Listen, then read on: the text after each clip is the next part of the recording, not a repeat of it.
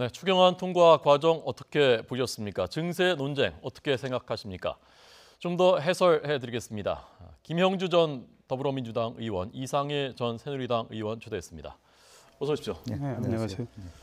추경안 통과 과정에 대해서 정치권에서 나오는 뒷얘기나 아니면 반응이나 좀 들어보셨습니까, 김 의원님? 사실 어떻게 보면 새삼스럽지도 않은 이야기도 그동안에 우리가 본회의 때나 이렇게 실제로 예결위 막바지에 보면은 거의 시간을 끌고 그다음에 실제적으로 본회의 정족수 부족으로 연기된 적이 사실은 이 의원님도 너무 잘 아시겠지만은 한두 번이 아닙니다. 그런데 이번의 경우에는 어느 정도 합의를 했기 때문에 예측하지 못했던 이제 그런 어떻게 보면 좀 비신사적인 행위 그런 부분이 문제가 됐는데 사실은 대통령께서도 누누이 추경에 대한 중요성을 강조해 왔기 때문에 우선은 민주당 의원들이 20명 정도 자리를 지키지 못했다는 것 때문에 실제로 자유한국당 의원들의 집단 퇴장의 부분에 대해서 강도 높게 비판하기는 좀 어렵지 않느냐 하는 생각이 들어요. 이제 그 정도로 중요했다면 민주당은 다 갖춰놓고 야당에 대해서 공세를 취할 수 있었는데 그런 면에 있어서는 다소 말하자면 정세균 의장님 말씀하신 것처럼 아무도 승자가 아닌 이제 그런 측면이고 그럼에도 불구하고 저는 어쨌든 어렵사리 이렇게 45일 만이지만 실제적으로 좀 다른 평균 어떤 본회의 추경 결과를 경과 기간에 비해서는 좀 긴 기간이었지만 어쨌든 한 고비를 넘었다는 의미에서는 나쁘지 않게 평가해야 된다 그렇게 봅니다. 예, 이 의원님은 우선 자유한국당이 어쨌건 비신사적인 행위를 했다에 대해서는 동의하십니까 어떻습니까? 저도 동의를 합니다. 왜냐하면 어젯밤에 자유한국당을 뺀 다른 정당들이 어젯밤에 11시쯤 본회의를 열어서 추경 예산안을 통과시키겠다고 하니까 이 정세균 의장께 정우택 자유한국당 원내대표가 중재를 요청했어요. 그래서 정세균 의장이 여야 원내대표를 소집을 했잖아요. 그래서 오늘 아침 9시 반으로 본회의 시간을 늦춘 거죠. 그렇기 때문에 이 자유한국당의 그런 건의를 정세균 의장이 받아들이고 다른 정당의 원내대표들은 자유한국당이 참석을 해서 본회의에 의결 정족수는 다 채우리라고 생각을 했는데 그게 자유한국당이 참석을 했다가 반대 토론까지 다 참여를 하고 일제히 퇴장을 했단 말이죠.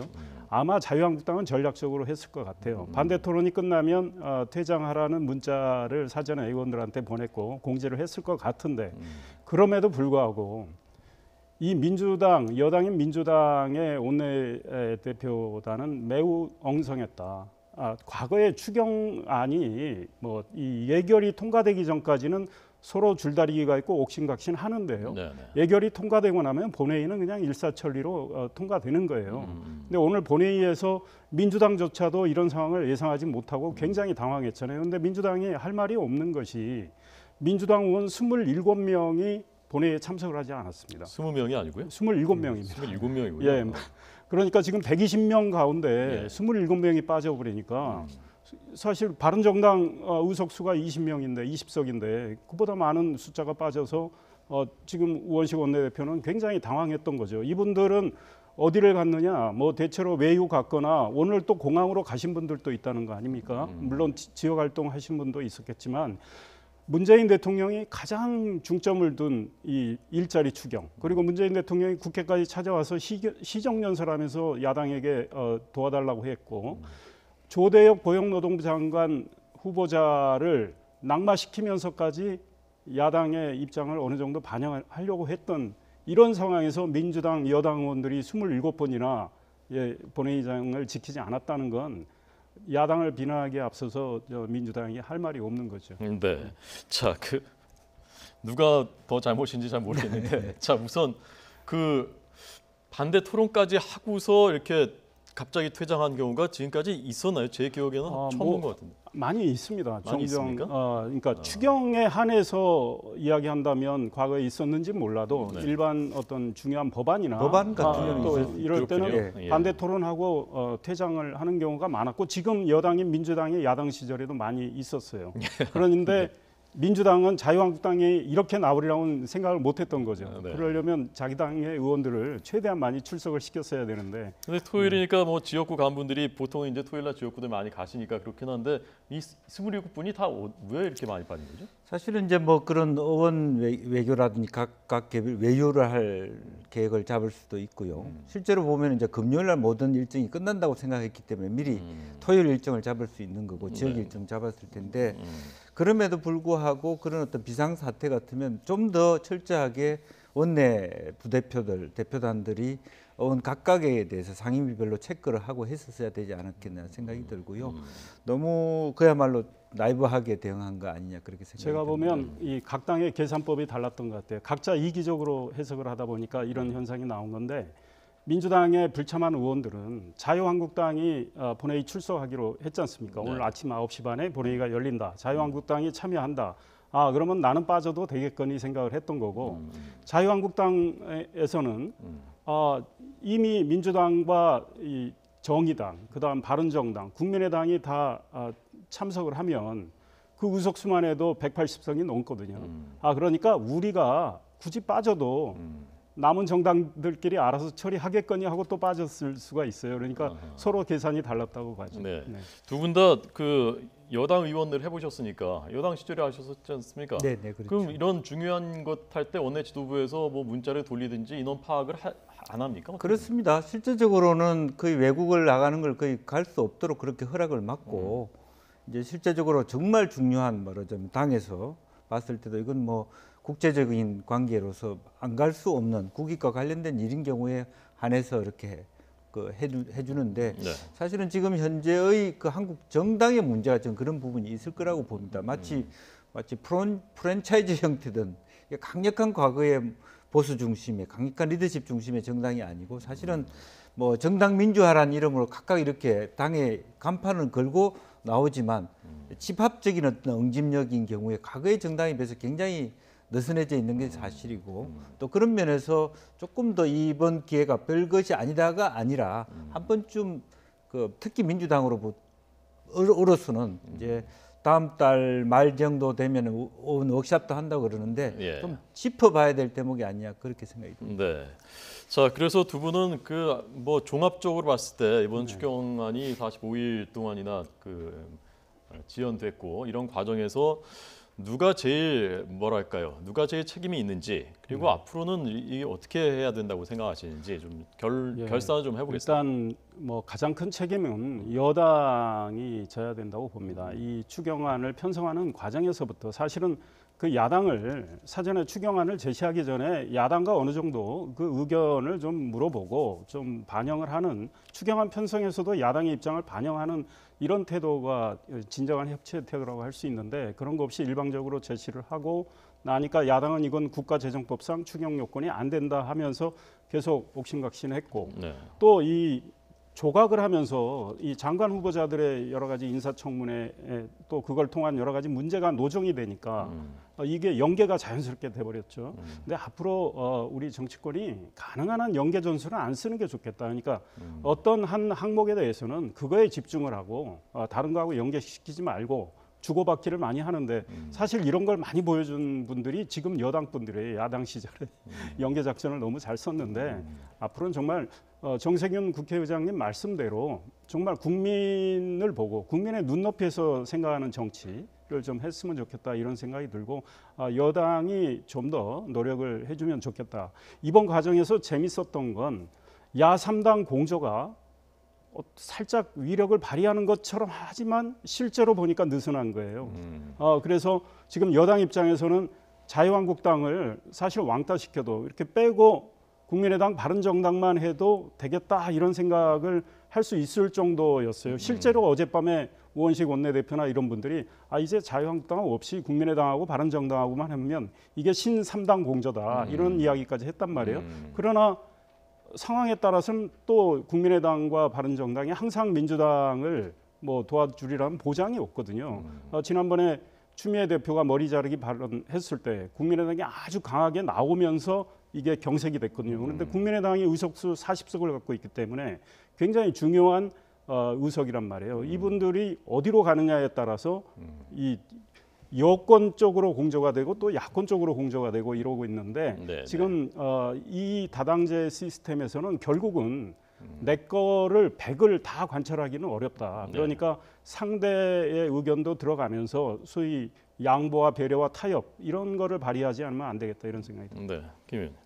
실질적으로 보면은 사실은 여소야대 전국에서 그 협치라는 과정을 통해서 일을 해가는데 어려울 것처럼 보이지만 다른 한편으로 보면 야당이 굉장히 약체란 말이에요.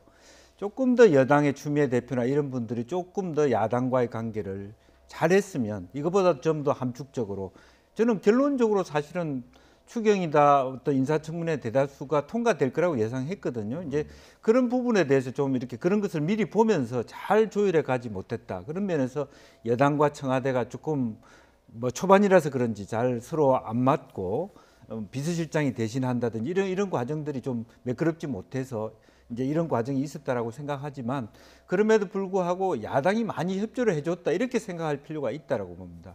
정부 여당과 청와대가 협조 안 한다고 생각할 것이 아니라 결과적으로는 다 협조해 준 것이거든요.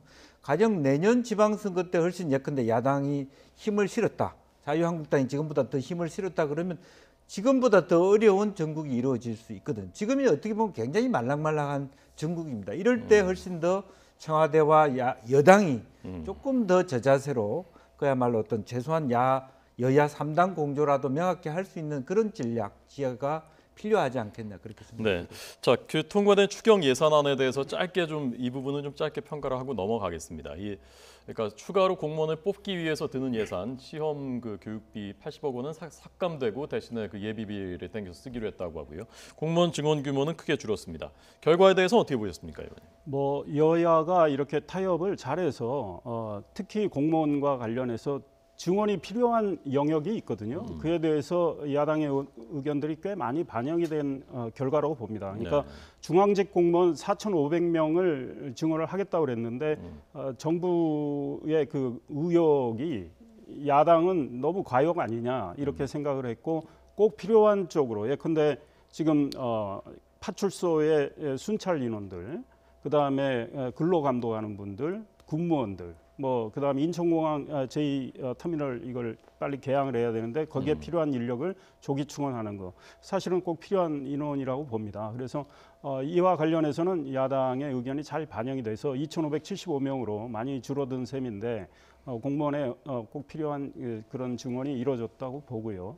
그다음에 가뭄 대책하고 조류 인플루엔자 관련 대책 또 평창 동계올림픽 준비 이런 것들이 야당의 요구에 의해서 들어갔단 말이죠. 그래서 이 세부 항목이 많이 조정이 됐는데 액수는 전체적으로는 큰 차이가 없습니다. 11조 지금 300억 원 규모로 처리가 됐는데 그래서 무난한 뭐 추경안이 됐다고 생각을 하고요.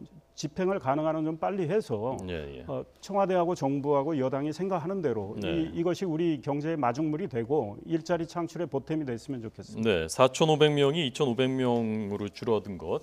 청와대 입장에서 보면 그래도 뭐 만족할 만한 겁니까? 아니면은 뭐 사실은 만족하기는 어렵습니다만 어차피 이것은 서민들을 위한 일자리거든요. 사실은 지구대에 파출소 인원들이 너무 로테이션하기 힘들 정도의 가로에 쌓여 있는 게 사실이고 소방공무원들 마찬가지고 또 여러 가지인데 실제로 일하는 공무원들 실제로 보면은 그 국무총리실 산하에 뭐 감독 여러 가지 중독 감독하는 사람들 직원들이 한두 명밖에 없어요.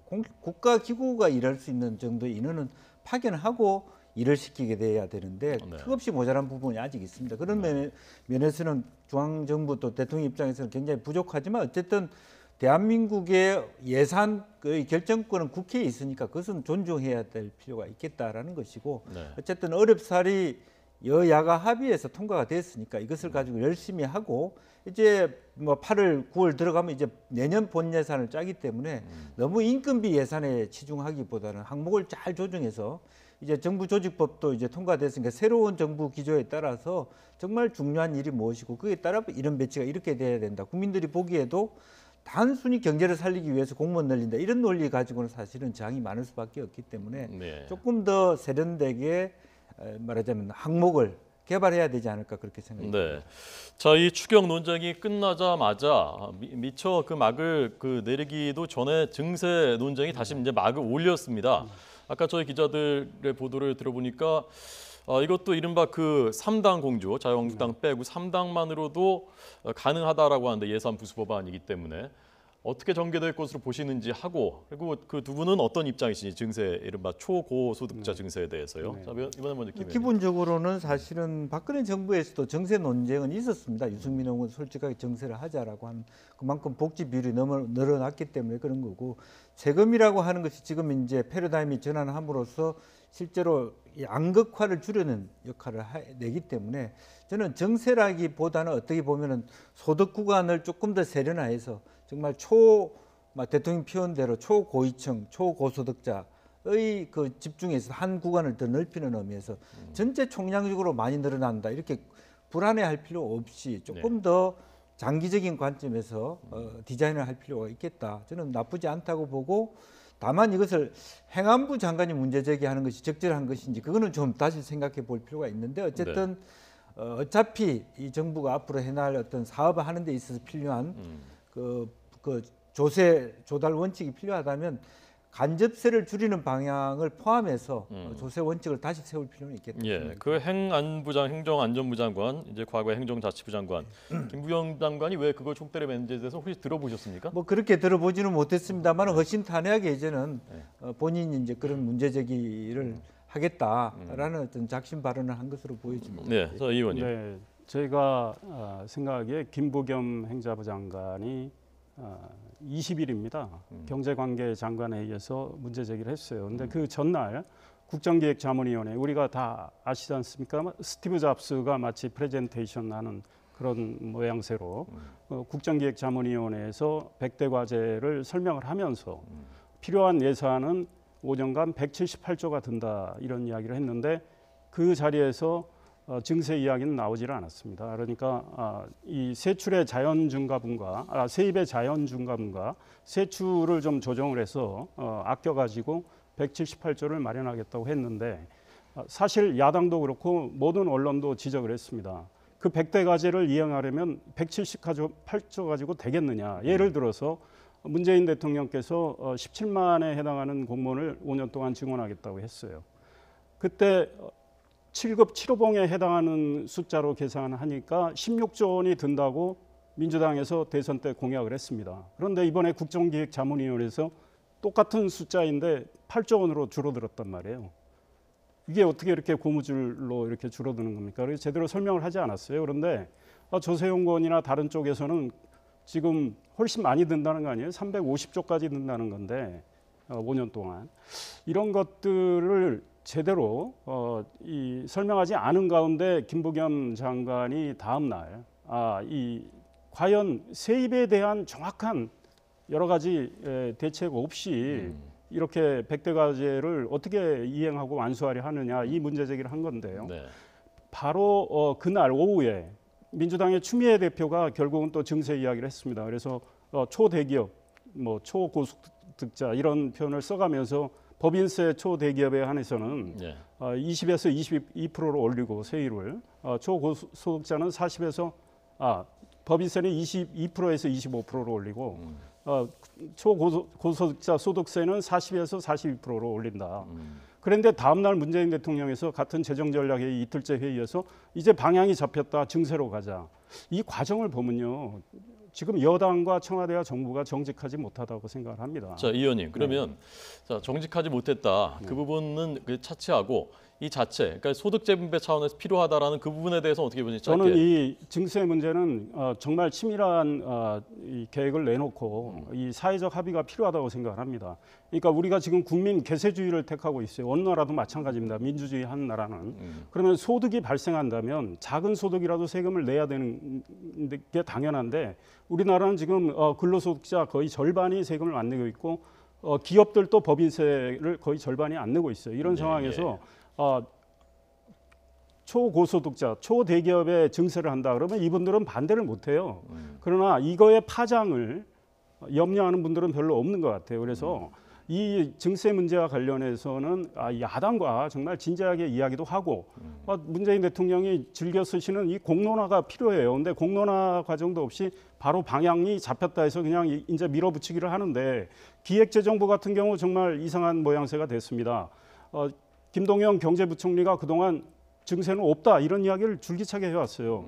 그런데 엊그제 재정전략회의에서 대통령이 방향이 잡혔다고 말씀하시니까 4시간 반 동안 이분 말씀 한마디도 안 했습니다. 네, 자 알겠습니다. 네.